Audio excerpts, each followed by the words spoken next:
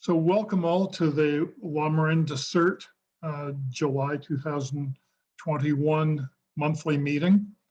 Tonight's topic is utilities, hazmat, and fire safety.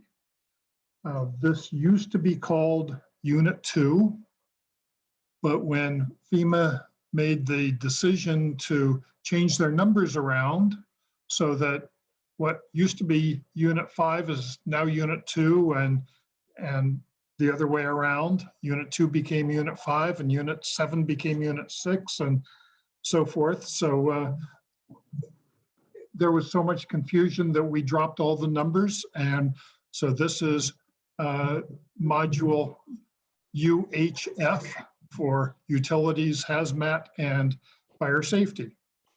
We have with us tonight Jacob Airola.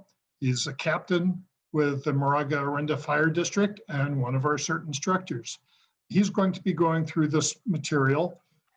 He hasn't been working with it nearly as much as those of us on the curriculum team, so it's fairly new to him. So we're just watching to see how instructors relate to the new material and how they push the material out to the students. So, and that's what the rest of you are playing tonight is CERT students. I know most of you have been through CERT, not all of you, but most. So we're welcoming you back to a refresher, and we'll turn it over to Jacob. Good evening, everyone. Thank you, Duncan. How's the volume for everybody? I'm not using the earbuds and all the other fancy gizmos, and I apologize for the lighting, but we're going to take my face off the screen here, and pretty soon as Duncan gives me some authority, and we'll get moving. I want to thank you. I usually always start with a bit of appreciation because our district would not be what it is without the volunteers and dedicated people who care about this community. So I truly, truly appreciate all you guys do, all have done, and the fact that you keep coming to these meetings and want to further your knowledge is really impressive. So I appreciate that. I think, oh man, is that there? You should be able to share. All right. Are you guys able to see that? Is it showing now, Duncan? No. Because I'm seeing it on my screen, but it's wanting me to do some type of privacy thing. Allow this app to share maybe. Oh, because it's recording and it's getting a little tricky on me here.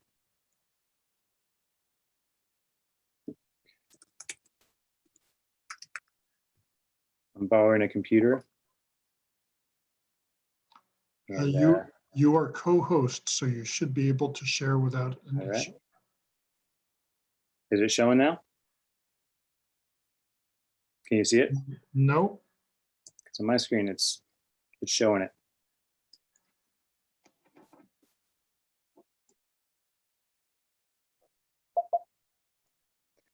Let's see what Zoom is telling me here.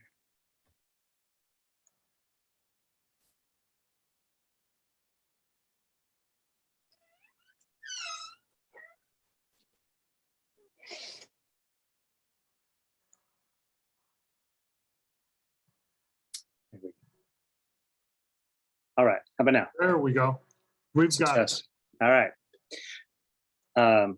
So again, my name is Jacob Airola. I'm a fire captain in Moraga right now at Station 42. So even though, as Duncan mentioned, I haven't been super familiar with these slides, I do feel like I have a good understanding of the information being presented. If you have any questions throughout the presentation, please type it up in the chat. And that way, myself or Julie can get back to you. I plan on taking a break at 7:55, so everyone can stretch their legs and get some water, whatever you need. So let's jump right into it. As you probably remember, CERT is always about your personal safety. As volunteers, it is critical that you become the assets and not liabilities. Showing up prepared, wearing your PPE, communicating, and working as a team. Size up, maintaining your situational awareness, And CERT's goal is always to do the greatest good for the greatest number, as we hope for the best and plan for the worst. Tonight's objectives are going to be a little different than what's on your screen. We are going to identify and reduce potential hazards from fire, utility, and hazardous materials at home and in the community. We're also going to be able to explain the role CERTs play in fire safety and response, including the CERT size up and process and minimum safety precautions, but we're not going to be putting out any fires today, unless you want to, but I'm not advising that's a good idea. So let's start with utilities. It's your own home. You guys are probably all familiar with this, as we give this out as homework, or I think Gordon does usually on the first night, to find your own gas shutoff, the electrical panel, not just a sub panel in the closet, but the main, and your water shutoff. And a lot of people are like, hey, I know where that is. I'm good to go. And I think, yeah, but not every emergency are you going to be at your house. In fact, more likely than not, you're going to be either at work or already working with CERT, and maybe the incident is moving to your home. So I think it's a good idea to have that labeled. Maybe people would be able to find your gas shutoff because it's usually up in the front of the house. And then you could say on there, this is gas shutoff, here's a tool, and my water shutoff is on this side of the house, or something that might be information for other people if they needed to, or where your electrical panel is. It's kind of easy for most of us to see if you have overhead utilities that there's a drop there, but if you have underground, it might be a big guess. So just something to think about.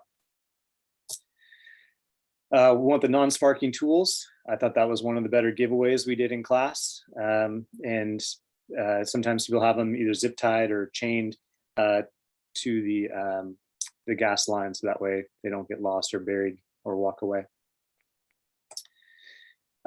Questions that come up, if there's an earthquake, if there's this, should I just automatically shut off my gas? No, the answer is no. Please don't shut off your neighbor's gas unless you're ever told to. But there are automatic gas shutoffs, including this earthquake device, which is essentially just a ball that sits on a little pedestal, and when the ground shakes, the ball falls off, disrupting the gas, and then it requires a plumber to get that reset. It's not something we can do, and I don't think PG&E does it. 5.5 is a pretty big earthquake. I think if it can be, that's probably a good indication that there's something going on, but if it can also get bumped and things like that. So just make sure that people are aware of them.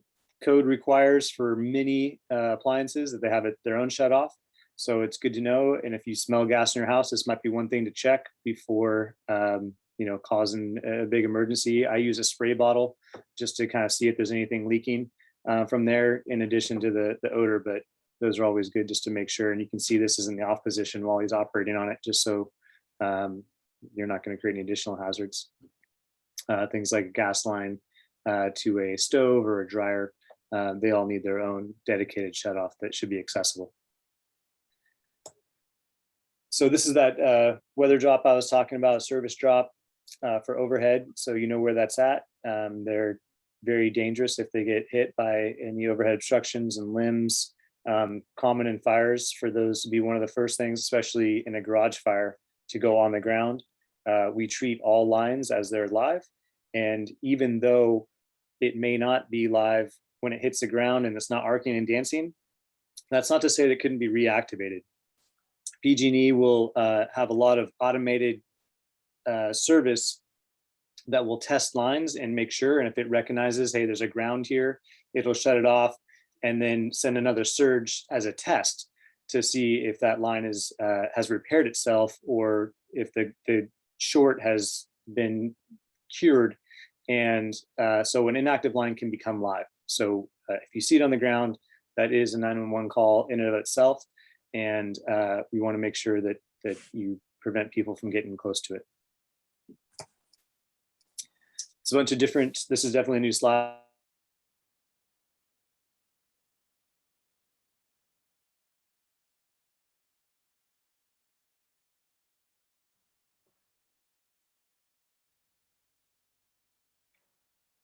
Jacob, I think you're frozen.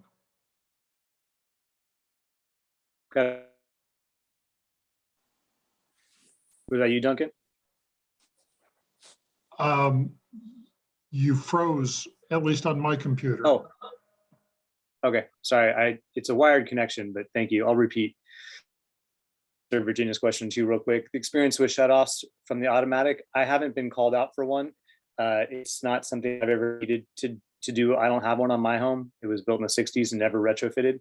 And that's typically not a 911 call. It's just a plumber. If it gets bumped with a lawnmower or a baseball or something like that, it got bumped off, it can get reset. So I haven't had any experience in doing that, to answer your question. But I was referring to the different types of panels. Now that we have battery backups, photovoltaic, there's a lot of different things that are feeding these systems from different directions. The backup generators and all that caused from the PSPS. So if you are unfamiliar, please don't guess, is really what I'm getting at. And you can ask for help. Gordon, you got a question? You can unmute yourself. Sorry, buddy. Okay, can you hear me now? Yes, sir. Sounds like a commercial. Hey, just to give you a heads up, Yeah. We have a earthquake switch on our gas line, and a couple of times the gardeners have bumped it, with a lawnmower or something, and it reduces the flow. And it is, it was put on by a plumber when we did some remodeling as required by the code.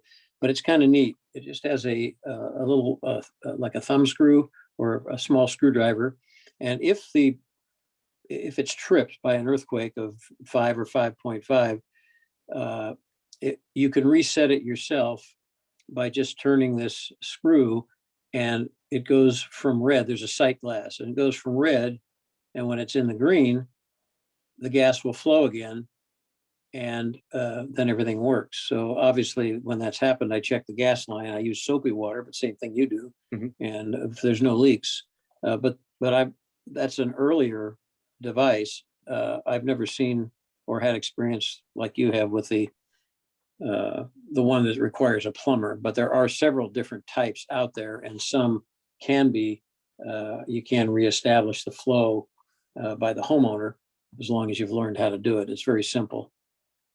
Appreciate that. And I'm going to just give the caveat we always do on this recorded conversation that we can't endorse it, but I do appreciate the experience, and I know that you have a ton. So you good with that, Duncan?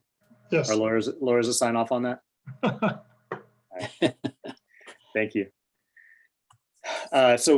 Again, if you're at all concerned, confused, as you see some of these panels and the battery backups and things, some of it, like a photovoltaic, solar panels up on top of the roof, there is certain portions of that cannot be turned off. So if there's an emergency during the daytime, a fire that's occurring, there are some wires that are hot, and they will not, there's no, to a certain point, they can't be turned off. So if you are at all concerned, please err on the side of caution.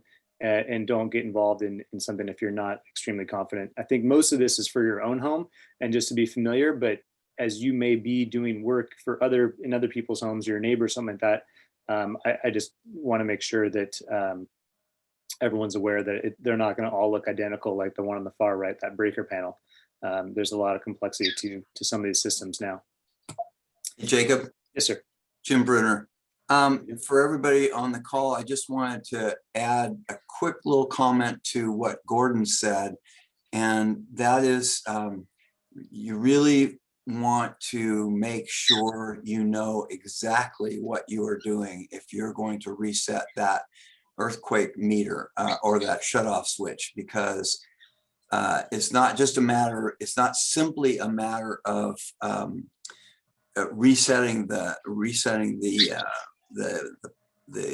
flow of gas, the ball or the flow or whatever. Mm-hmm. It's more importantly, perhaps, it's the safety of the appliances inside the house.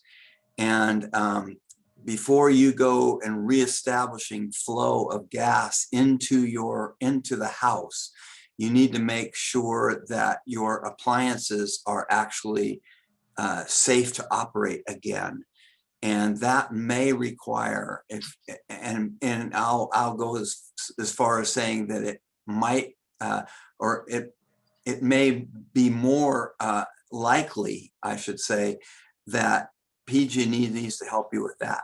Mhm. And so it's a matter of it's a free call to PG&E. They'll come out and check your appliances and make sure that the gas flow is restored safely to all of your appliances. I'm not discounting what Gordon said at all. I'm just saying that the only person who should reset that and then start that gas flowing to the appliances again is somebody who really knows what they're doing, because you could have a really serious problem if you restore gas when your appliances are not ready to receive that flow. Thank you, Jim. Go on, the next slide was about sub panels. So different points of the house may have these different sub panels, and if you're uncertain, again, this is kind of good to explore in your own home where they are, because these breakers can be tripped and need to be reset as well. And they're just good to be labeled and clear of any obstruction. Going on to the water supply, East Bay Mud does most of ours in the La Miranda area. The Christie boxes may or may not say East Bay Mud or water on them. Oftentimes they just give out these boxes, and it doesn't necessarily have to link up with the right utility. So be aware of that, both as a homeowner and as a CERT, that just because it says something doesn't necessarily mean that's the case. And these are all quarter turns. So you can see on the right side there, that is an inline that is flowing, and then you would turn it a quarter turn. And in my case, it goes either way. In that case, it wants to go counterclockwise, so it could be locked out if they're turning off your water. But that's how you would turn that off if you ever have a water damage inside your home. There's also recommended that there's shutoffs going to the house, and on random hose bibs, usually on the alpha side or the front of the structure, you can find those as well, so you don't have to go digging through all the black widows to get to it. All right, moving on to hazardous materials. And again, if you have any questions, just shoot them in the text, or I can only see a few people raising their hands, so that's probably the better way to go. Within your own home, we have hazardous materials. They are, there was a slide that basically says, what's the definition of hazardous materials? It's anything that can harm or hurt you. And technically, all these pictures have chemicals that we use on a daily basis. And it's not a problem until it's a problem. The quantity and the mixing of materials is really where we get in trouble. So we want to limit the amount of materials we have, isolate them, meaning that they can't be necessarily stored together in some cases, and eliminate as they go bad, because they can change over time, ammonium being one of them, and then make sure they're separated. Gasoline is, I think everyone's pretty good about that, but they have ethanol in it. It leaks out. It can change the chemical makeup and cause problems for you too if it's not stored properly. So just do a quick inspection and get rid of what you don't need to make your home safer. Kids and grandkids will usually prompt you to do that, because they like to open everything and pull stuff out, and you'll be having a safe home in no time. So here's some examples of chemicals that shouldn't be mixed together. Most of you guys know these. The bleach with bowl cleaners, which is, commonly that's going to be put together in your bathroom sink, right? Or underneath, where you're going to say, I'm going to have some bleach for cleaning the showers and this and that. And then you have your little tablets. And if they're exposed together, that can create a gas. And the same with bleach and vinegar.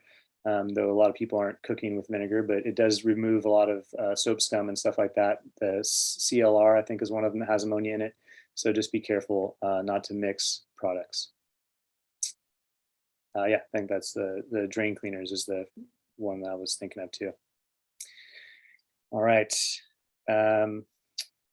In this area, for everyone here that's local, you can get rid of your household waste in Pacheco. That takes the hazardous materials and things like TVs, batteries, stuff like that. You show them your license. Yes, I live here, and good to go. And they'll take extinguishers as well, because those shouldn't be thrown away in the garbage. I want to make sure I said that right. Fire department. Yeah, don't bring them to us. We'll just give you the sign of where to go. And then poison control is still free, but for animals they do charge.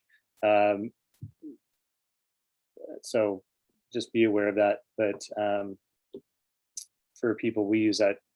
I have 2 boys. I've used it for each of them, and they're great. They're quick. There's no judgment. You're already feeling terrible that something bad has happened. So don't hesitate to call. And we even use it a few times just to say, hey, what's this, medication with this, is that bad? Just to make sure, because accidents happen, and there's no harm in getting more information. So speaking of meds, in locally, Moraga Police will take care of the meds. I think Orinda is now doing that as well. Their address is 22 Orinda Way, and they will have a drop off. We don't want them flushed down the toilet. We don't want them to get in the water supply, because it does create problems, and we can't filter some of these small chemicals as they get mixed up. And then we'll take any sharps at the fire department. There's a green bin outside the Moraga Way by the Safeway there. And for anybody that has diabetes or uses injection shots like that, we want those sharps so they're not in the trash. Okay, so for hazardous materials in the larger scheme, there is Highway 24, by and large, doesn't have a lot of hazardous materials going through it or around it, with some exceptions for pools and things like that, except for 2 hours a night, between the hours of 3 and 5 in the morning. And we always joke that is the most likely time for a vehicle accident with a DUI or something, but for some reason they allow that through the Caldecott. But I haven't had any hazardous materials spills or anything like that of large quantity in my 15 years with Moraga Orinda. Not to say that it won't happen, I better knock on wood, but 680 is far likelier to have bigger issues with all the companies around that have a lot of hazardous materials. The golden rule is stay away. Don't look at it, don't smell it, don't breathe it, don't touch it. Keep your distance, and inform the people that need to be done. So it's SIN. Do we have that slide in there still? I think we might have gotten rid of it. Duncan, you're muted. It's in there. Yes. It is. It's coming up. Yes. Okay. It might be helpful just to we'll flow with it as it goes. I'm still adjusting. Hazardous materials are going to be placarded. So we will know exactly how it's going to react. So as you can see, it's got the flammability, instability, special kinds of hazards, and how it may affect your health from a scale of 0 to 4 being the worst hazard. Important ones to notice for us as firefighters, and for you guys doing any type of work, if it has that W with the line through it, do not apply any water. And in some cases, you may not have that option. If it's already in aqueous environment or it's raining, that could make things worse. So just be aware that your day may be more complicated by things outside of your control. Here's one of our favorite examples of a placard that is in a very poor place, because if there was any type of smoke coming out of this building, or if you were just responding to an emergency, you may not look over the overhang as you're trying to walk through that door to see that placard. So that's a pretty poor placement. And if you see something like that, please report that through your communications. Gordon, do you have something else you want to add? You're muted as well.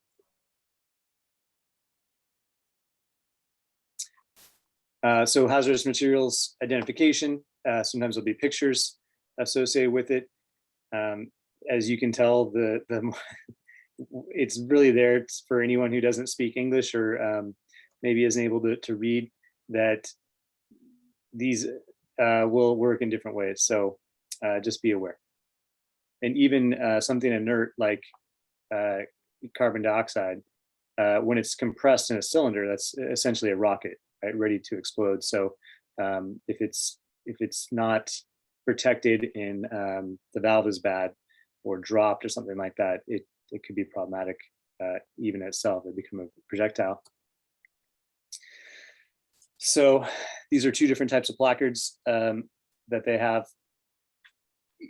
It's really more if you need to look up this information, what it is. So if we see a tanker on the side of the road, we're going to look up 1203. I think that's gasoline. And then we would know, hey, here's for this amount of quantity on the ground, here's the distances we need to keep everybody away.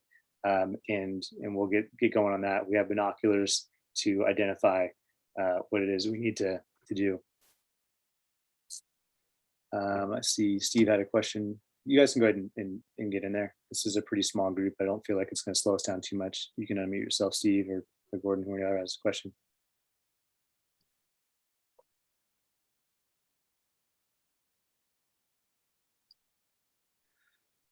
So as I was mentioned before, the vehicle placards, they're on all four sides. You will see them, and you'll probably notice when everyone starts running away that this may be something you don't want to get involved in. So they have all the different identifiers and should be visible from any angle. Another example one. Oh, it is gasoline. It's always good when you pass your own test. All right. If you see any placards, take that as a stop sign. Please communicate that, whether it be a building, a vehicle, something of that nature. That's something that needs to be tagged, identified, so that we don't have responders going into it, know what they're getting into, and additional certs know not to clear that room or building or whatever it is. It may be tempting in situations where, say, there's an unconscious driver, right? You want to go help that person. Your instinct as a CERT is to try to help. The problem becomes you will be an additional victim if it's done in an improper way. So that's why we say, as part of the size up, please just take a breath, take a look, and let us know what's going on. Virginia had a question about who's responsible for the placard of the building, and it's the whoever owns the contents. So if it's a pool, they're responsible for posting those placards because they have chlorine or bromine or something of that nature that needs to be identified. So we know if it's pressurized and what it is. So you'll see those even around schools and things like that. So whoever owns the material needs to have it placarded. And that's going to lead us to this fun one. So you can all answer to yourself, or some of you may have seen it, but who carries hazardous materials on a regular basis and doesn't have to have placards on their vehicle? I believe that would be UPS and FedEx. That is correct, sir. So in small quantities, it's not required, but it is possible that these entities or trucks, and especially a lot of them now are even third parties, so they're kind of, I don't want to say lesser restrictive, but not as experienced. If you look on that FedEx truck, you can see right there in the grill on the passenger side, that's a place for the placard. And again, in front of the wheel, the rear axle on the driver's side, they have them ready to go. So if they were carrying reportable quantities, they need to have that. There's a lot of material that is less than reportable, and they may not need to, but I can't guarantee that they wouldn't necessarily have many chemicals that are under reporting maybe being transferred. Especially after COVID, it seems like everyone's doing all kinds of projects at home and gotten into new hobbies, and who knows what's in these trucks now being shipped. Our ability and logistics to get things across the country and the world has really accelerated in the last 2 years. So I always presume that the driver doesn't know what they're carrying and no one else does either. treating these vehicles extra cautiously if they're ever in a vehicle accident.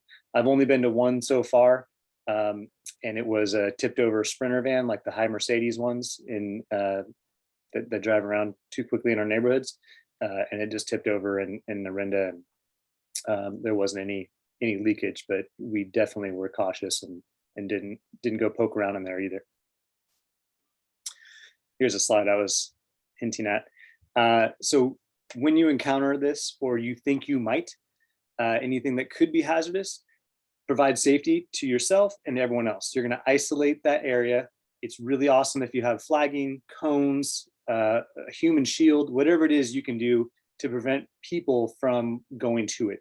If you've noticed it, someone else is going to, and likely they're not trained and they want to help, and everyone is out to do what they think is going to be good, and they may end up hurting themselves. So in often cases, you'll need to isolate those other people trying to get in, and then of course notify. And that could be your supervisor, could be your partner, could be 911, whoever it is. Kick it up the chain of command and make sure that it's known about, so no one else is going to encounter it, or those that need that information are getting it.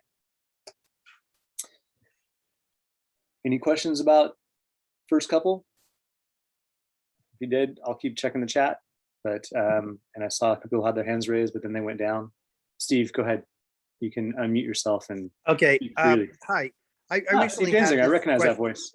Yeah, How are you, I sir? recently had this question asked of me, and I meant to ask. And so, can people bring fireworks to a MOFD fire station? I'm sorry. They cut out for a second on my end. Can you repeat it one more time? Can people bring fireworks to an MOFD station? Yes. Yes, we will accept those. Thank you. Yep. We kick them to the fire marshal, and he disposes of them. So we will take them. Anything that is legal or illegal, or if it's even, hey, these have been sitting around my house for a couple of years, we've taken ammunition. Anything that's concerning, we'll take a look at it first and make sure it's not truly hazardous. But yes, the answer is yes. All right, so let's talk about fire. Back to the kind of the basics of chemistry. There's a fire triangle, and now it's a tetrahedron, but for the simplistic explanation, for a fire to occur, we need heat, fuel, and oxygen. And if you remove any one of those, the fire goes out. So an example, in the wildland setting, if we have the grass, we remove that grass either by a bulldozer that removes it, or we burn it. There's no longer fuel for that fire to sustain. With oxygen, excuse me, it could be smothering it, right? If you put a blanket over it, if you use an extinguisher, or heat, which is our favorite one, by using water, will bring the heat down so it's no longer sustainable.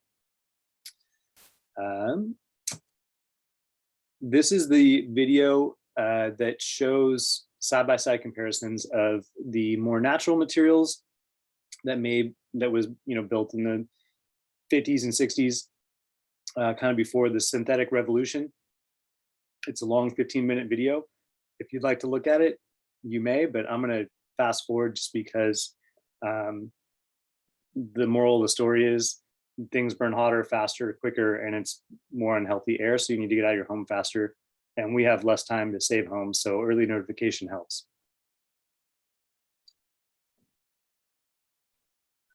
Reducing fire hazards in your home. Don't leave pans unattended. The last couple of fires I've gone on were people leaving, not leaving, but placing plastic cutting boards in the drawer underneath the oven, and those caught on fire. Just because everyone's like, hey, this is storage, I'll just throw cutting boards and things I need in there, not realizing that several hundred degrees will melt those. If something goes wrong, don't panic. I think all of you have that in your training at this point.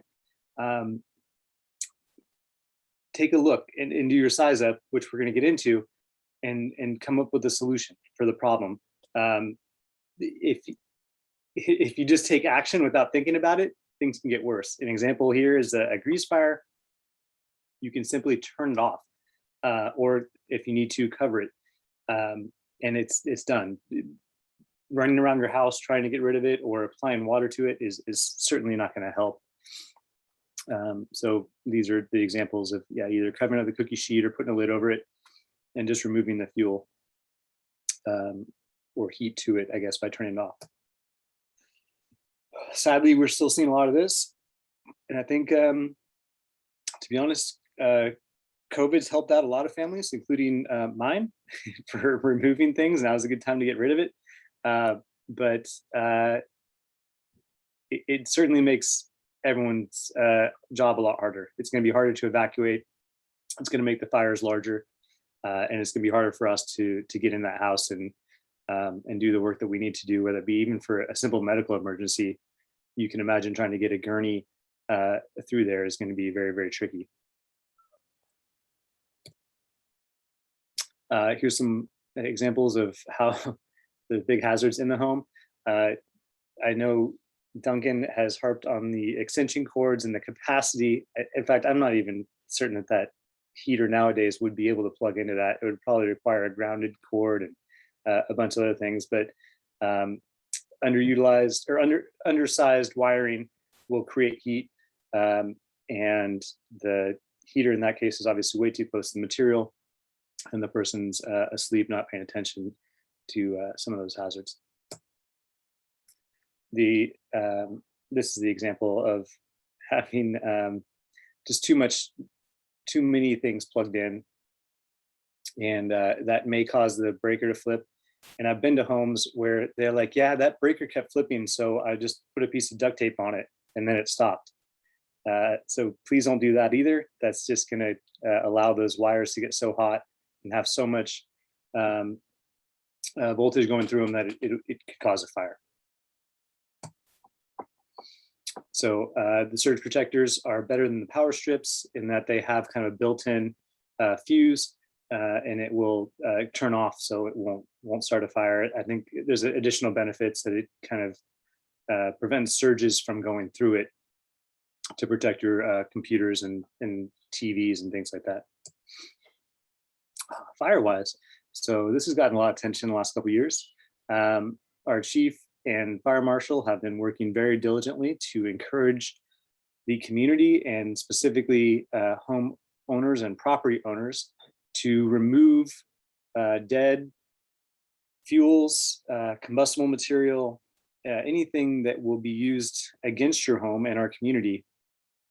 And if you need more information on that, please go to firewise.org. We have a ton of resources being directed right now to mitigate a lot of these hazards. Examples include modifying your yard if needed. The junipers are basically just Roman candles ready to explode. The undergrowth of that is almost always dead, dry material, and it's full of oils. So those are very, very combustible. Overhanging vegetation, things that are leaning against the house. The new fire code has been adopted that says all materials need to be 1 foot off the home. Sorry, yeah, 1 foot off the home and 2 feet up off the ground around that space. Trees need to have 6 feet of clearance underneath them. And we're doing inspections and citing people. There's also an app that the MOFD has where you can request someone to come out and take a look, or maybe have them take a look at your neighbor's house if you're so concerned. So questions about that can be looked again at our website, mofd.org or firewise.org. All right, so are you guys able to see the full title up top under the screen sharing, or are you looking at what I'm seeing that has like the chat notification and all that? Okay, you guys can read it because we can read it all. Okay, because I can't. I have my own little pop-ups that are distracting me, but so long you guys can, that's great. It's good to know for future stuff. So natural gas is lighter than air. That's a big deal if you're in a second-story home and you have a natural gas leak in your home.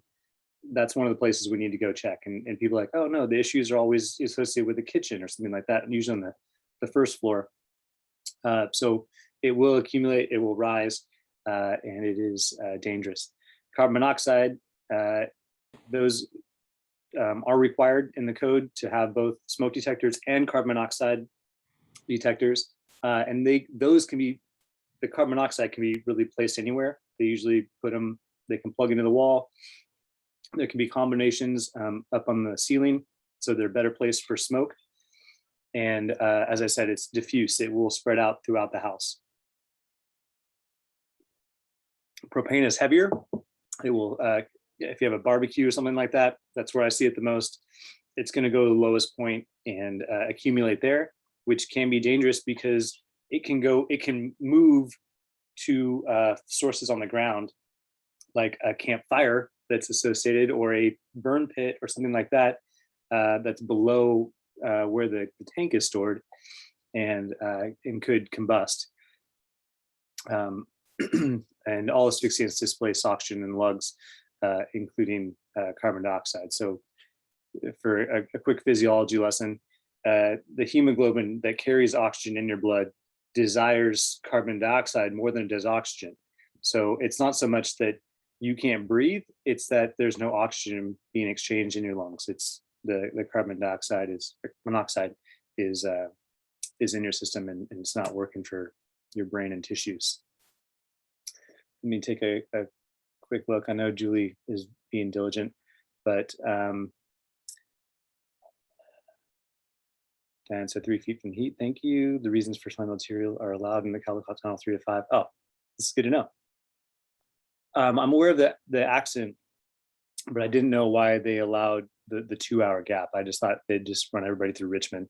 So I am aware of the history of the Caldecott and the destructive fires there, with multiple victims, but I didn't know why they said, hey, we're just going to allow it for this 2-hour window anyways. Going back to homes, the most recent fatality fire I went on didn't have smoke detectors, and I can't be a big advocate enough for that. We go on mistaken alarms all the time, and I'm happy to do it. I think anybody in the fire department is. We'll go to St. Mary's for burnt popcorn a million times. We would rather that than go to a fire and there's people inside that never had a chance to get out. So if they're direct tie to the fire department, if they are just local ones that are designed to wake you up, if it goes through a security system, whatever your setup is, please do it and make sure that they're checked regularly. There's a lot now that are using the 10-year batteries as compared to the every 6 months where you have to swap them out. And those are pretty helpful because you just kind of set it and forget it for a good 10 years, and then they'll alert you when they need to be replaced.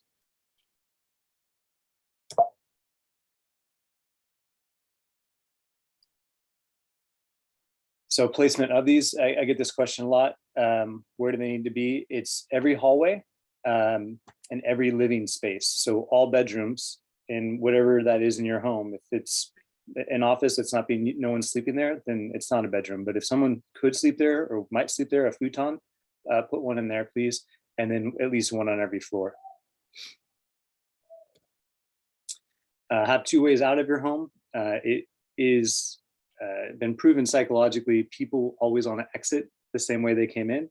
And so you, in your own home, need to make sure that people are aware how to get out. And in an emergency that you may be a part of, remind people that there's other options. There's always fire exits, windows, a different means to get out, because if you're obstructed, you need to find a different way.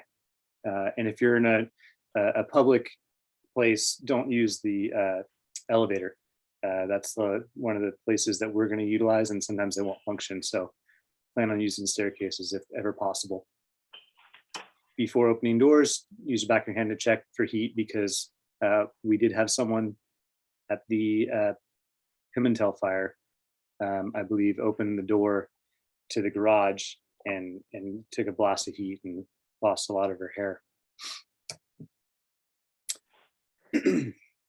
So there's some other fire suppression resources we have on commercial buildings required. feel free to use these. I would prefer any CERT member who's trained and gone through this class. If they feel safe and want to, that can be for you. Those aren't for us. We have our own stuff. That can be for homeowners or people who are skilled and want to get after it. So I am giving you permission to use those hoses and charge that line and try to knock it down. I'm not saying go inside. I'm not saying perform rescues. I'm not saying do anything dangerous, but that hose is designed for the general public and those that have some training. They're not for us. And the rest of the stuff is good. Okay, so size ups. I think, as you said, many of you have had these, but this is really, I think, one of the most crucial pieces to CERT is the proper size up and it can be applied to anything. So it starts with the recognition of a problem. It could be an emergency, and the process is repeated and carried out throughout the duration of the incident, however long that may be. The first person is required to give a size up and continuously do one throughout their duration, or if it's passed to a different incident commander, but really everyone should be doing their own when they get on scene of something. So it's a continual process. It is absolutely critical that you do a 360 of whatever it is. It's a vehicle accident, you need to walk all the way around. At home, get all the way around it. If it's a patient, you need to step back almost to see what it is maybe environmentally that caused this person to become ill, because you don't want to have that same outcome. So have a plan of retreat if necessary. Just because you retreated doesn't mean you failed, and have that in the back of your mind, kind of along with that 2 ways out concept. As CERT, you're expected to make decisions of, is this something I can handle? Is this something I can do? Do I have the right equipment? Are there other hazards? Is this structurally damaged? I was talking to Duncan earlier. You know, the first people on scene of that collapse in Surfside probably wanted to go run in and help as quickly as they could. But is the rest of the building safe to be in? You know, probably not. I think they had to call off different search areas because they said, yeah, this building's not structurally safe. And that could be, you know, something as simple as a vehicle into a garage, and you don't want to be injured as a result of not doing a proper size up. About 5 more minutes. Sure. Thank you. So step 1 is to gather the facts. And an example is, you know, what is even happening? I was working at a swim meet, and they just said, "Hey, Jacob, there's an emergency over here." And I'm like, "What?" And I was not working. I was talking to some friends, and then all of a sudden, like, they literally just pushed the patient at me and said, "Hey, she almost fainted."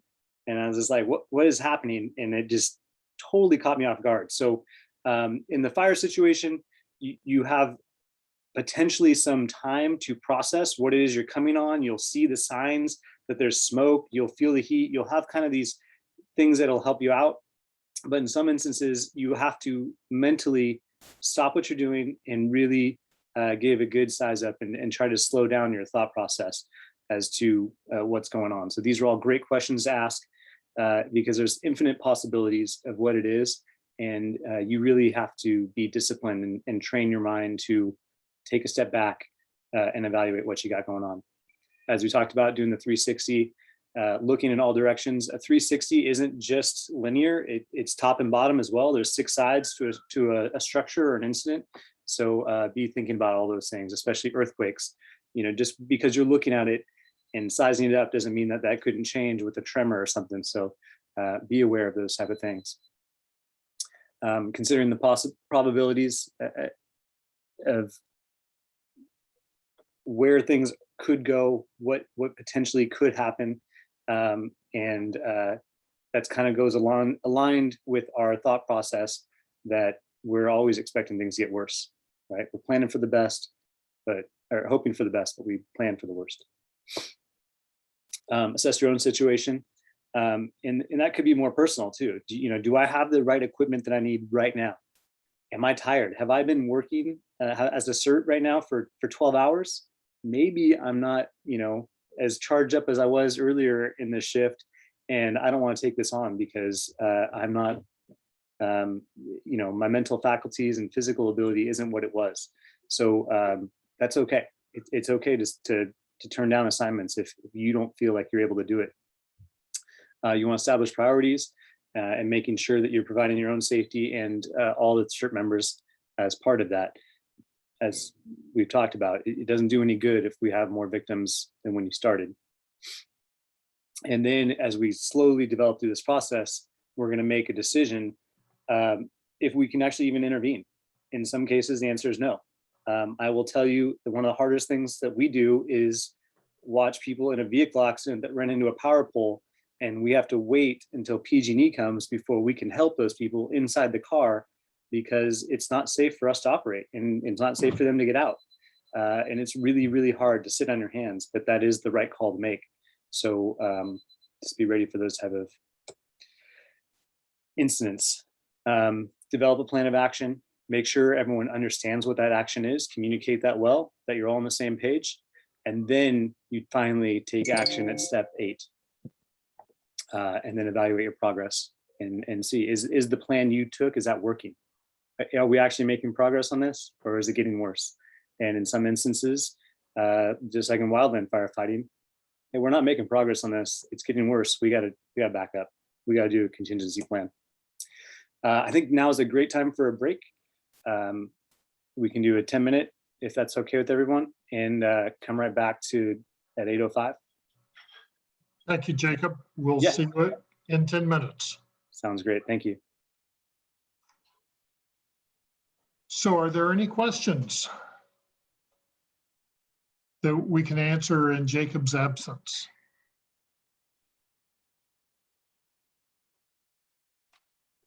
Hey, Duncan, it's Gordon. Yes. Hey, on the HazMat, the placards probably don't need to go through all of those placards, because the average person driving around sees these placards, doesn't think much of them. And if we insert, remind them what they are, what they're for, and the basics of it, because there's maybe not hundreds, but there's almost 100 different hazardous materials that are going across our roadways daily. So I don't know how the consortium thinks about that, or the committee, but that's why we showed that there are a wide variety of them. We don't discuss them. Okay. We discussed that there is a wide variety. Yeah, good. And that there are different kinds of, not only different content on the placards, but different kinds of placards. Building placards, vehicle placards, UN, NA placards, so forth. There are different kinds of placards, and all of them have different content.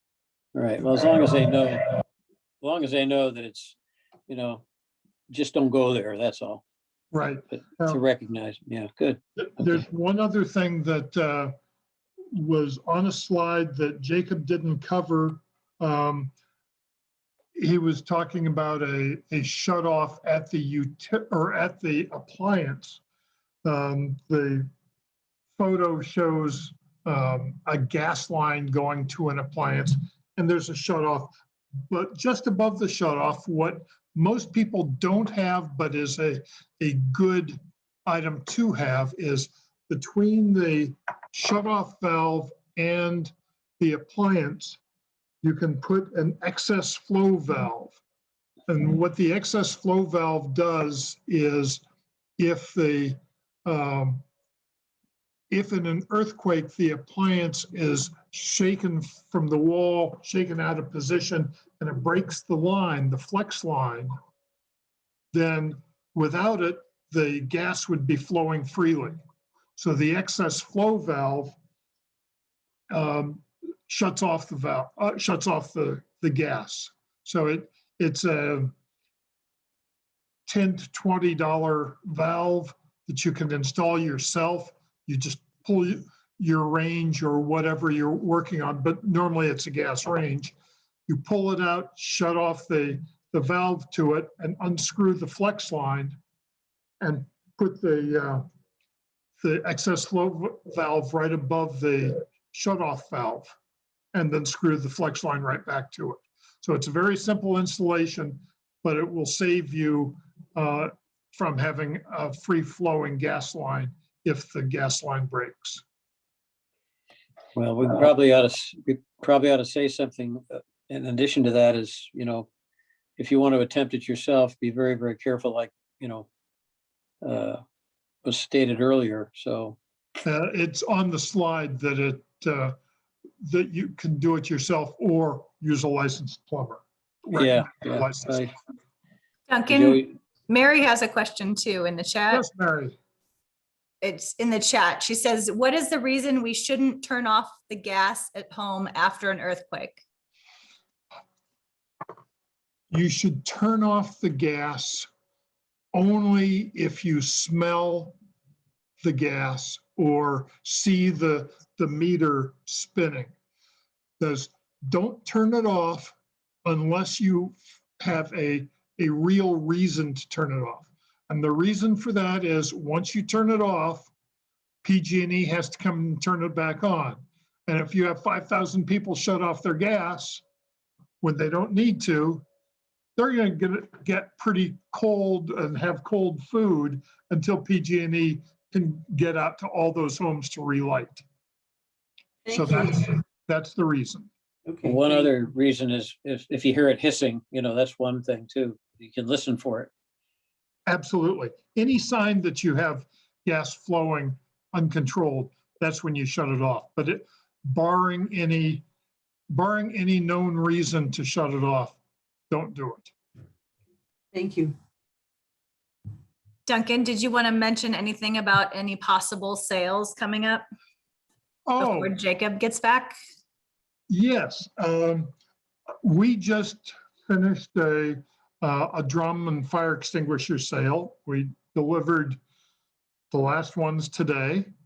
The pickup was this past weekend, but we have some extras in stock. So we have some extra 55s, a few extra 15s, and a little over a pallet of 5-gallon drums. So if anyone is interested, we're offering on a first come, first serve basis. We're selling off the rest of the inventory, and it's a delivery only in La Miranda only sale. So if you want some drums and you live in La Miranda, just go to the website, supplies.lamirandacert.org, and order what you want, whatever's in stock, and we'll be happy to deliver them to you. The next regular sale will be in October. We're expecting October 15, 16, I believe it is.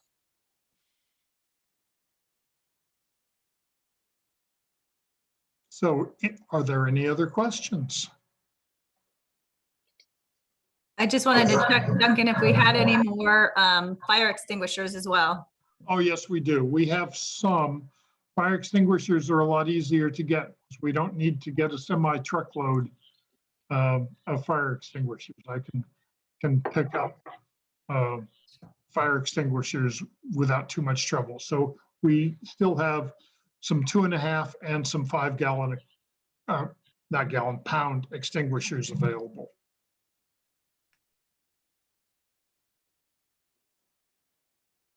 So I went ahead and put that in the chat, the web address, if you were interested in getting those water drums and fire extinguishers. Thank you, Julie.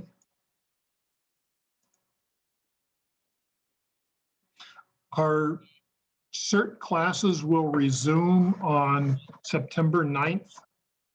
And if you are missing any units or want to see what what you've gone through and what's missing in your record, send us an email and Julie will check the records and get back to you. And as I mentioned, we're no longer using unit numbers. So while we have everything recorded by the old unit numbers, our new units are, let's see,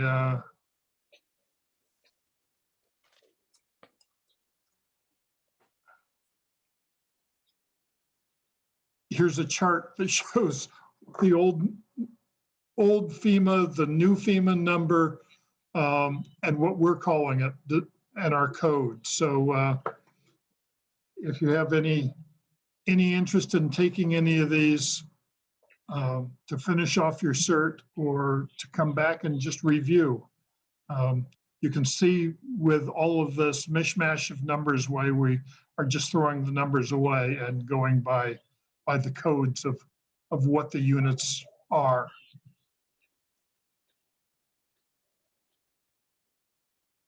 And in our on our CERT website, they're all listed by the name rather than the title, rather than the FEMA number.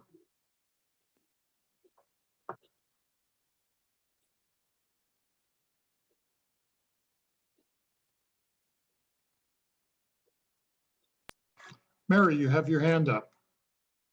Yes, thank you. I have a HazMat app on my phone, and you'd be surprised, like going out in the highway, how many different numbers there are. And I've seen sulfuric acid besides gasoline, which is very common, but it is kind of interesting to see what's out on the road. Right. Yeah, that's a very nice app that's put out by is it the the National Fire NFPA, National Fire Protective Association, puts out that app that lists all of the chemicals so you can look up what the numbers mean. I use something called Cargo Decoder. Oh, Cargo okay. Decoder, but anyway, useful. Yes, it is. So Jacob, you're back. Yes, sir. Thank you, everybody. Appreciate the break. Any questions, comments, concerns I should be aware of? Good. I don't think so. I'm going to go ahead and mute everyone again. All right. And take it It's been a away. while since I've been doing it. I can tell I'm out of practice. I just need more water and haven't talked this long in a long time. All right, let's see if I can share that screen. The PowerPoint. All right. So we're not going to do this group exercise, but for future classes we will. And there's some challenging ones. I think this is going to go after medical. Is that correct, Duncan? Yes. So they will be aware of triage and that kind of thing. So good. Okay. So back into fire safety, making sure you have all your PPE. And I tell you, PPE is a constant challenge, especially in the fire service. I mean, you use it and you still lose it, and things need to be updated and stuff. So, maybe these meetings are a good time just to go out and double check that you have the things you need. I know I've come and checked my equipment, and it's like, oh, somebody decided they need to borrow my gloves. Oh, kids have been playing with my helmet. So just some things need to be attended to. And I think this meeting is a good reminder just to go check your stuff, make sure you got everything. Communications with extra batteries and all that kind of stuff is awesome. And, even in the wildland setting, we'll have 2 to 3 times the amount of batteries that our radios will need, so we can replace them throughout the day, especially because if you're having a bad day, it's going to get worse when your batteries aren't going well. Your backup team in 2 ways out. Yes, sir. Let me jump in here and point out in this photo, look at the gloves that may be okay on the the taller person, but they look pretty large. But on the shorter blonde, those gloves are absolutely huge. Those look like the issued lowest price Chinese import gloves. Please go out and get some gloves, get some leather gloves that fit. Don't rely on $5.99 a pair utility gloves, because you'll hate them shortly after starting using them. So get gloves that you'll love to have on your hands. Maybe get a couple pairs too if you like them. Yeah, I think that's a great point. For, if I saw somebody like that in cribbing, for instance, that's just it's a dangerous situation. Let alone the dexterity, but then your fingers are extended now an inch or so beyond where you think they are, and that can cause some problems.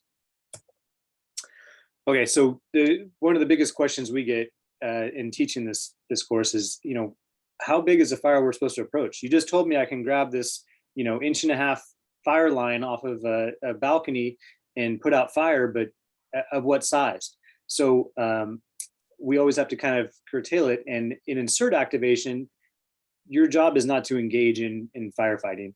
If there's something in your home and you feel comfortable to do that, that's one thing. But if you're actually being called out and sworn in as a CERT, that's not what we're asking you to do. But you can mitigate small hazards or things that are causing a problem. And this is the size we're looking at. That's a trash bin size, something very small that can be knocked out with just a couple of gallons of water, or an extinguisher of really almost any size. I'm guessing that maybe a couple water balloons would also be effective. So not the one in the picture below. That's not the type of incident we're saying, hey, please help us. And in fact, that looks like a gas line, in which case we wouldn't extinguish that because it's burning the fuel, and it's actually safer to have that be an open flame. If we put it out, then the gas is going to leak to wherever it goes, and then could find a source like those power lines and actually cause an explosion. So be really cognizant of what you're doing and why. And yeah, like I said, in this instance, we're going to wait for PG&E to shut off that gas line or pinch it before we extinguish. And along those same lines, please don't go into spaces that are not safe. That if it looks like this and you're not in a college dorm in the 70s, it's probably really dangerous. So don't go in there if you don't have a good line of sight. You don't know what it is that you're getting into. You don't know what's burning, and it's not good to breathe. We just had that video with all the plastics on fire. It's just you can be in a pretty bad way. So listen to your body. If it's burning your eyes and your lungs, please don't enter that area. The buddy system, we go over this a lot in teaching this course, in the footwork and the dance, and people tease us about it, that we're, being too serious, but it's super helpful, because as the backup person, your job is to do scene safety, and you need to be looking everywhere but the fire. And what's the percentages of people that we catch? I would say it's upwards of 75% get caught just narrowing in moths to the flame, figuratively, and they're not looking for all the other hazards, including people and other things that could catch on fire, and vehicles and all that stuff. By the way, we just had one of our engines get hit over the weekend by a distracted driver. So I really cannot emphasize that the backup person is responsible for everyone's safety. And so when you're engaged in something like this, your focus is so small that you really can't be even in charge of your own safety. Steve, I see you have your hand raised. You can go ahead and fire up, Will, if you're ready. Fuels, we refer to this a lot. Like I said, in the community, it's anything that'll burn. In our homes, it's almost everything. And in the outdoor environment, it's usually dead and dying, or even sometimes in the case of the junipers, they can be green, that'll catch on fire. So there's 3 main classifications of fuel. What we're used to referring to as materials that are burned is the Class A combustibles, and that can be wood, plastics, most of the things found in homes. Class Bs are your liquids. So this is a picture of a fuel, but it can be really any flammable liquid, including grease. C is the electrical, and D is the combustible metals, and then K is kind of its own special classification because restaurants are required to have additional extinguishing materials put in there. It's like this green slime sludge stuff. And even still, that's not foolproof. If you remember a couple years ago, Costino caught on fire in their kitchen and had a big challenge. So the thing I always like to stress in this instance is that a C type fire, classification C, is really just an A with electrical charge. So if you remove the electrical component, you unplug it, you turn off the power, the breaker, whatever it is, and then you're just dealing with a Class A. So trying to reduce that down is helpful. And on Bs, applying water may not be the best situation. So with gas, it will float on water. So now what you've done is made that gasoline mobile, and it will run downhill and start other things on fire. So know what it is that you're trying to extinguish and what not to do. If anyone's ever seen car fires, the F-150s used to have the magnesium blocks, and we put those out, and there'd be like this brilliant spark and different colors and stuff going to it. So magnesium, it's pretty impressive when it's on fire. Here's a new slide because there was probably a ton of questions of what type of extinguisher do I need, what's it used for. And as you can see, that blue arrow points to the dry chem, commonly referred to as the ABC extinguisher, and it's going to kind of do the most common ones. If you work in a metal fabrication shop, then you're probably going to have something specific to that material. But by and large, I don't have magnesium catch on fire very often. And so a dry chem will work just fine. So you can kind of see that it works for everything. It's not going to pose a danger for things that might be energized. And it's not going to be a problem for gasoline because it's not going to create a layer of film that it's going to float off on, and will extinguish any combustible A by removing the oxygen source. So those are what's in the ABC extinguisher. However, we do carry water and mix it with a little bit of foam and try to remove the fuel just because it's cheaper for us to do that. We're always trying to be efficient. Any questions on this slide?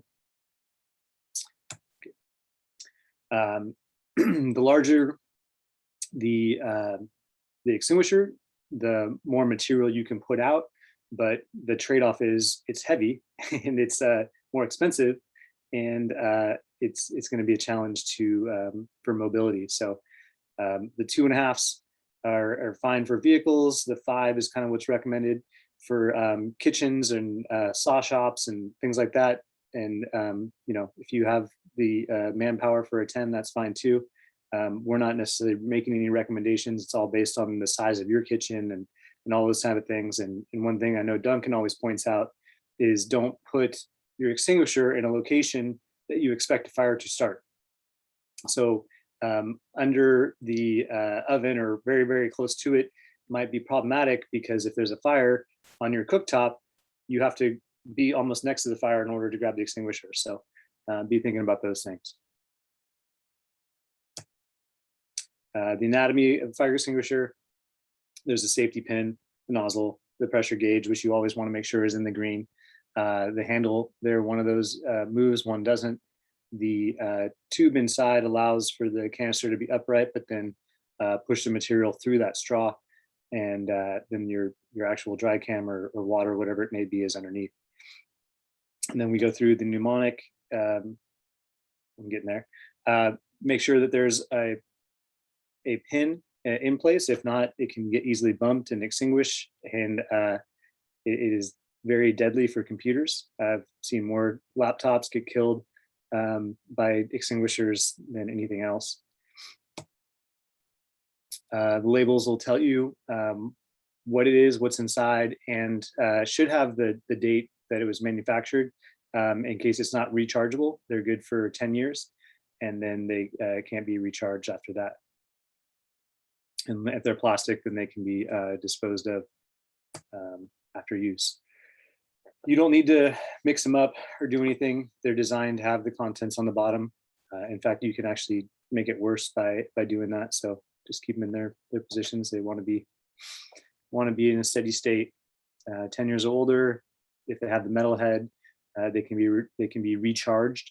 If they don't, then they need to be disposed of properly. And we don't make any recommendations for recharging or purchasing. The acronym is pull. So pulling that pin, aiming the hose or the head. You're muted, but I know Let you're me trying to jump in here. Yeah. You may not make a recommendation, but Lamarinda CERT Foundation makes a recommendation that you Oh. buy them from us. Good to know. And Thank we you. sell only USA made extinguishers that have never had a recall. And what's the cost on them? They're very similar, the 2.5 and the 5s. I don't remember because they keep going up, but 2.5s are somewhere in the low 40s, like $42 or $43, somewhere in that area. And the 5s are about $51. And are they disposable? They're reusable. They're Reusable. metal head. They're Awesome. Oh, rechargeable. that's got it. Perfect. Good to know. Good for 10 years then. Awesome. Good for 10 years before hydrostatic testing. Is required, right? In which case that testing costs usually more than the cost of the extinguisher. But Yes. okay, going back to the acronym PASS. So pull the pin.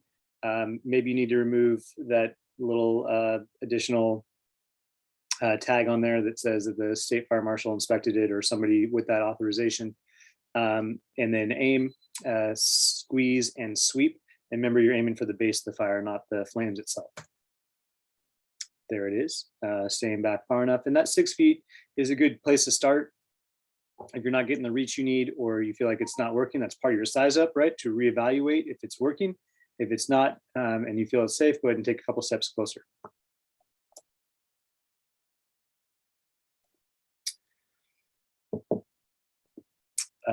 We talked about doing the size up and making sure that we actually encourage people to test the extinguishers, make sure that they're functioning, because the last thing you want to do is be in that 6 foot zone and in kind of in the heat of it and recognize that you have a faulty extinguisher. So we go through, like I said, the dance to ensure that, excuse me, both parties are ready. So you'd say, ready, I'm going in. This is all parroted back and forth. And then once the fire is extinguished, you say backing out, and the person says backing out, and then you do the movement across the shoulder and assist that person out. So just because the fire is out doesn't mean that your job as the buddy or the safety person, as I refer to them, your job isn't done until you're really out of harm's way. And make sure that you're leading them into a place that is safer than where you were. Mr. Danziger, I see your hands raised. If you have questions, please fire away. And we'll keep going here. Talk about that. There are other options. Be creative. You guys are all able to adapt and overcome. If the fire extinguisher doesn't work or you don't have one on hand, do something else. So use water if it's available. You can remove the fuel with a shovel. You can throw sand on it. You can, be creative in the sense that there are other options out there. And Duncan's included at 40 PSI with a 100-foot hose, which is bigger than what most people have, but there is a lot of friction loss in the smaller hoses, how much gallons per minute you're actually getting out of there, which is nice to know. Sorry. So at a 50-foot, it's going to be double those numbers, which is what I have at my house. Questions? Good. Some of the takeaways from this unit. We talked about the utilities, being able to locate in your own home, how to do that, make sure they're labeled. And you guys had great questions about when to turn them off and when not to turn them off. And really, you should wait till you're instructed unless you smell gas. And they'll tell you that too. You call 911, they're going to say, yeah, go ahead and turn it off, or just get outside and we'll take care of it from here. And same with power and water. I mean, if you know you need to, go ahead, but don't do it on a whim. Have a good reason to shut off your utilities or somebody else's. Hazardous materials make your home safer. Be aware of the placards and buildings that have them. As you'll probably see going through this class, you'll recognize them more and more now in places that you commonly will go to, or you'll see them in little like side doors and closets. So check that out. And then just remember that acronym SIN for safety, isolate, and notify, because that's the only way, or the initial steps to prevent further damage and health risks. And for fire, we want to take precautions around our own home to reduce the hazards.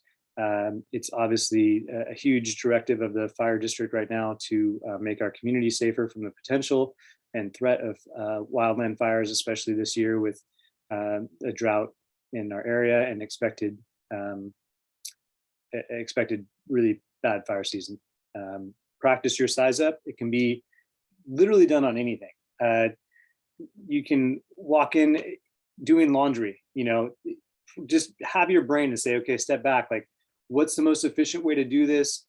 What steps do I need to do in what order? It can be applied to anything, just like ICS. And the more you say, I'm going to take my brain off autopilot, I'm going to think about this thoroughly versus reacting to it or doing something different, you'll have a better discipline when emergencies happen. Your brain will actually feel like time's slowing down, and you'll be able to make better decisions. You'll be able to communicate more effectively, and you'll just be more pleased with that improvement. And then fire extinguishers, if you have questions about that, please contact Julie or Duncan to purchase them. This may be a good time to go and just, like I said, double check your PPE and extinguishers around your home. Make sure you have enough. I don't think that there's such thing as too many, unless there's a cost prohibitive thing, but it's really a great thing to have. And I tell you, you'd rather have 2 than 0. So I think that is it. Hey, Duncan and Jacob, Yes. this is Gordon. Sure. 2 things. Duncan, I know this is the beta test, but will the instructors be able to take a look at the written material before it actually is finalized? And I'll tell you why I asked. If you go back to this last slide, just before you started the fire portion of this, I was reading something and then you changed, but I think I caught a sentence structure error. And if this is to be printed, then it's going to be printed and all that. I just want to know if we're going to be able to do that. Once the curriculum committee does a final review on everything, then it will go out to all the instructors. Oh, okay. And you won't get a lot of time because we're in a time crunch. We have to have it ready by the 1st of September. Okay, because I just happened to see something there. So hopefully I'll be around when you get it. Anyway, Okay. I can always let you know everyone what. will have a chance to see it, and we will be running a simulated or a modified T3 train the trainer just to deal with the new slide decks. Okay, and the one thing that I noticed for Jacob, you're talking about, and they showed pictures of using the fire extinguisher with a nozzle, with a hose and nozzle. One of the things, and you, Jacob, you may already know this, but just for general information, a lot of people, when they go to practice that or use it, they hold the hose in the middle between the extinguisher outlet and the nozzle. And so they don't have control over the nozzle once they fully squeeze the handle. And so we've always told them to make sure that you hold the tip of the metal tip so that you have better control over the aiming of the nozzle. That's something very minor, I guess, but it could be a major problem if they actually had to use it other than in practice. Certainly, we just tell them to treat it like a garden hose, right? You don't hold it 4 Absolutely. feet back and Right. hope for the right. best. And do the ones that you guys sell, is that have hoses on them, or are they just Yes. direct? Yes. Yes, they do. Yes, they do. Okay, good. So I'm glad that the training ones we have that as well. Yes, They they do. are very similar to the training extinguishers, but they have real live powder in them, not the water for the training. Right. Thank you. Okay, there was a question that was just asked about the Stop the Bleed class. Once we get going again this fall, September, we start our 9-week CERT class series. And so once that is almost over, or maybe when it's complete, the late October, early November, I expect to offer another Stop the Bleed class. Hey, Duncan, along those lines, Duncan, it's Gordon again, along those lines, have you heard from Dennis by chance about having another CPR AED class? Because a lot of us that have taken that in the past, the cards has expired by a few months because of last year. Right, I haven't, but we have to talk to some of the instructors like Jacob who teach that to the community and see if we'll be getting that back soon. Actually, I'll talk to the fire marshal. Okay, great. Thank you.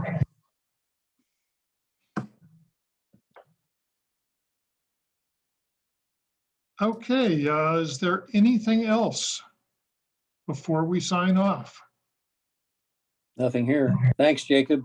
No, thank you guys. I really appreciate it. I know it's Thank you hard very for much, all you guys that Jacob. have so much knowledge to sit on your hands and listen, but I appreciate it. And we got through it in the time we were looking for too, 90 minutes on the dot. So thank you. It's perfect timing. Okay. Okay, All right. Good night, thank everybody. you all. And next month, we will be doing a Firewise. Julie, you want to speak to that a little bit?